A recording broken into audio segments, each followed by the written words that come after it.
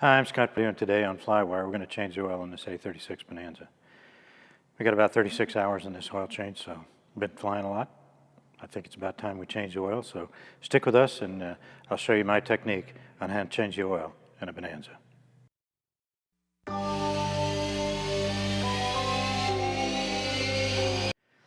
Okay, the first step we do to change the oil in this thing is I need to put a hole in the top of the oil filter. Why? Because the way the oil filter is designed, it fits like this. So if you pull it up it retains almost a quart in there, kind of a vacuum. So if I pull it up, all that's going to go all over my engine compartment and make a huge mess. I don't want to do that. So the first thing we're going to do is make that hole. And of course we need implements of destruction to do that. I use a Phillips screwdriver, good stout one, and a hammer. In this case it's a ball peen. And we're just going to put a hole in that. We're also going to take off the safety wire before we do that, and then we put the hole in it and let it start draining before we go to the other side and start draining the oil. First thing we have to do when we're going to change the filter, and we do this before we do any of the oil stuff, is pull the sucker off. Safety wire.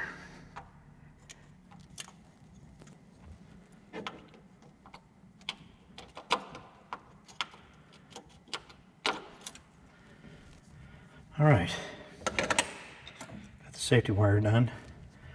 Now we're going to have to put a hole in the top. We just don't want to make a mess, so we're going to have to let the oil drain out of this.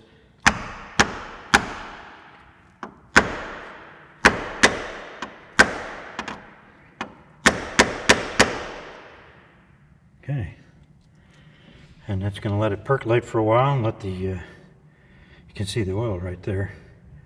It's going to drain back into the pan, and we should be good to go. We'll check it here in a few minutes. So where we first start is we put a hole in the oil filter, so it allows some air to get into the top, so the oil will drain out of the filter into the crankcase, and then we can drain it out without making a huge mess when we pull that oil filter off the top. Yeah, great design. It is what it is. So that's the first step. I let that drain. It actually takes about an hour or two. Way beyond the scope of this video, so we started it and we let it cook for a while. The next thing we're going to do is we take off this gill louver so we can access the quick drain for the oil. This engine has a quick drain installed, bottom of the crankcase. So we need tools of the trade. What are those? Well, there's a couple here. Is one thing you need is a bucket or something like that to drain the oil in. I like this one because it's 5 gallons and I don't make a mess. I drain it right in here. I take it to the AutoZone or Riley's or something like that and dump it out. So that's what I do with my oil. I need a Zeus tool. This is a snap-on.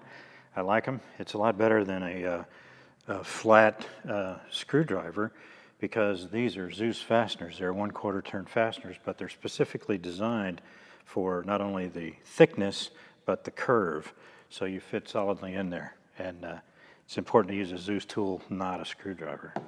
One other important thing to use, again, I want to avoid making a mess, so this is the drain tube that I'll set up. I'll show you how that works. So let's take off the panel.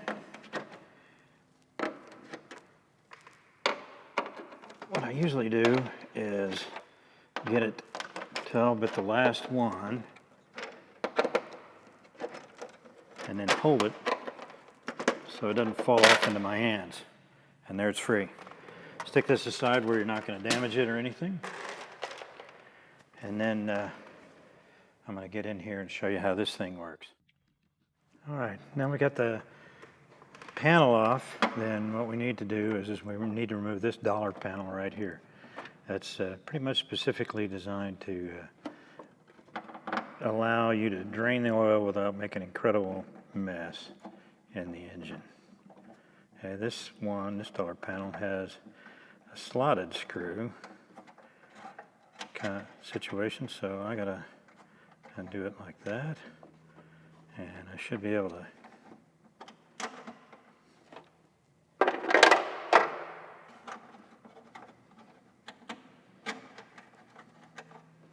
There it is, like that. And take it off. And that's how it's held on. Screwing this big retaining strap underneath it. So put that one aside. And the next thing I want to do is put my tube up.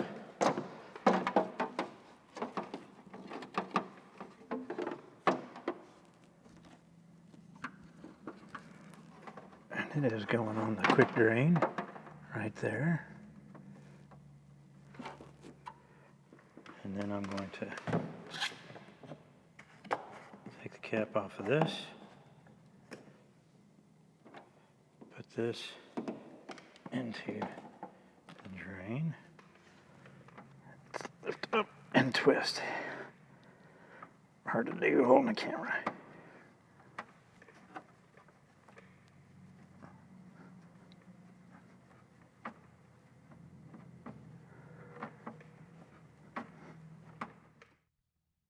Too many moving parts for me to show you everything while I was doing it, but I have my tube coming here going down to my drain, and then the quick drain is up there, and I hold it all in place with these clips so it doesn't spring out and fall down and make a mess.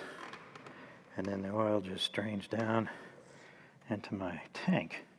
And again, that's going to take a while, so let's do something else right now. Oh, there's one other implement of destruction I forgot. It's the 1-inch wrench. I'll show you what this is for. This is how we loosen the oil filter. Important technique.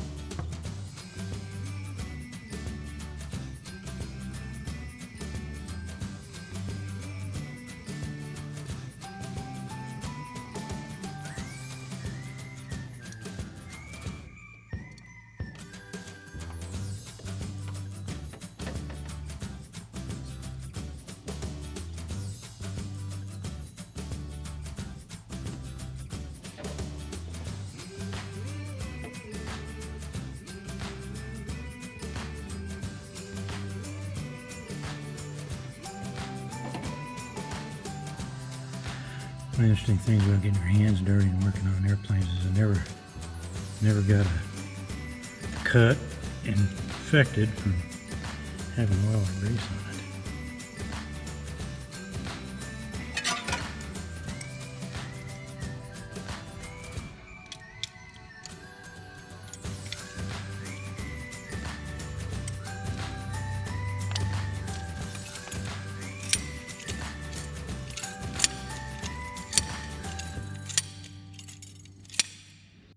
So the next thing we're going to do is put a new filter on. What I like to do is write the date and number of hours when I did the change and what tail number. It doesn't really matter a lot about the tail number. Of course, it's on the airplane. I use DC4. Some people use engine oil, but I use a little dab of DC4 and put that on the O-ring. And that helps avoid what we just experienced, which is the almost impossible to get off filter. So we just put this on here. And the interesting thing is it says basically lubricate it, tighten it about 16 to 18 foot-pounds, and then safety wire it.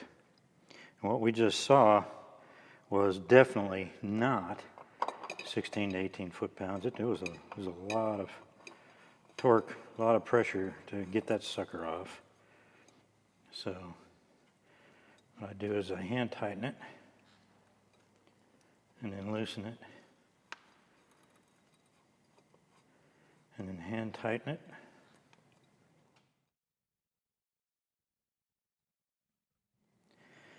And then I'm going to take my trusty wrench And I'm going to give it about what amounts to about another quarter turn. From there, let's pull this tight.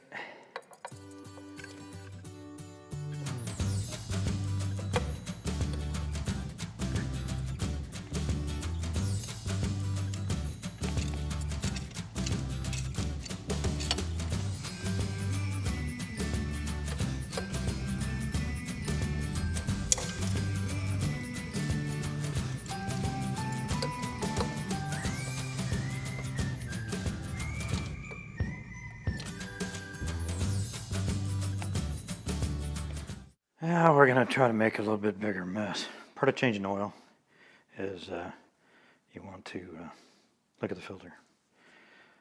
Make sure there's no metal or other crap like that. And the easiest, well, it is a little messy because I put that hole in it. Silly man. What a silly thing to do is put a hole in there.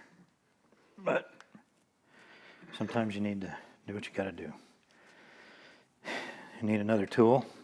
Never have too many tools. This one's from Airwolf. It's a good cutter. And you put this thing on here like that, screw it on, and then you start rotating around. Tighten it up just a little bit. Keep rotating, and you cut progressively the metal, and you can hear that click. That is coming off.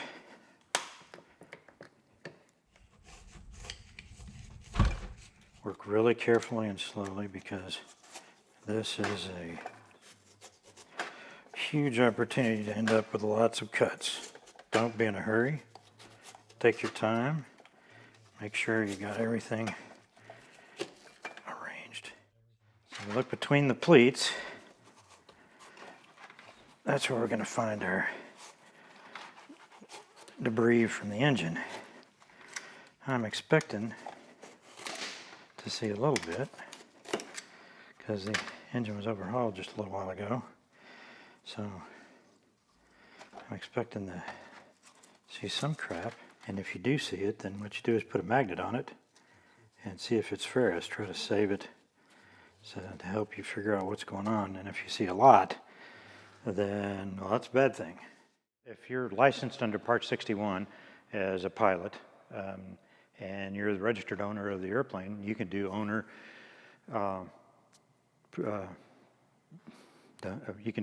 maintenance, basically preventive maintenance. Part 43, Appendix A, actually lists all the different things you can do. You can repack wheel bearings, you can change tires, you can change the oil, things like that. So I would recommend that you get familiar with the airplane, and it helps and saves you a little bit of money. And it's always a good thing to know your airplane better. I'm putting Phillips XC20W50 in the airplane right now. And what I've seen over the last 36 hours of flying with this engine, it burned about 1.5 quarts in 36 hours. And it likes about 9 quarts of oil, because anything more than that, it spits it out. So I'm going to put 9 quarts back in, and I'm going to start it up and see how much the oil filter took, and then add a little bit back, whatever that is. It probably should be about 1 quart, so total of 10 quarts in the airplane. So let's let this cook for a while. So there you have it. How to change the oil in your airplane in the Bonanza. It's pretty easy. Just need a few tools. You need the hammer and a Phillips to put a hole in the filter and let that drain out, because you saw the mess we made with just a little bit of oil after waiting for about an hour. Usually, well, I live with my airplane, so it stays in my hangar. I just come out and do that, and then the next day I change it, and all the oil's dripped out of it by then, so it's not a problem. Today it was a little bit more of a hurry, and you saw what kind of mess that made. So a couple of paper towels or something like that to clean up your mess is always a good thing. And then that 1-inch wrench to pull it off. And like I said, you don't need, 80 foot-pounds of torque. It takes about 16 to 18 pounds of torque, a little bit less than what a spark plug takes to put that filter on correctly. Then on the other side, we take that louver, that gill panel off, and then we can access the drain hole, take that dollar panel out, put the quick drain in. I like to put a hose and run that straight to my tank, and it takes probably a good hour, hour and a half for it to drain all the oil out of it before you put it back in, before you're ready to shut it off and then start putting oil back in. So it takes a little bit of time. Don't be in a hurry. You can go to lunch, you know, go out to the hangar, start this, and go to lunch, and then come back, and things will be good. So.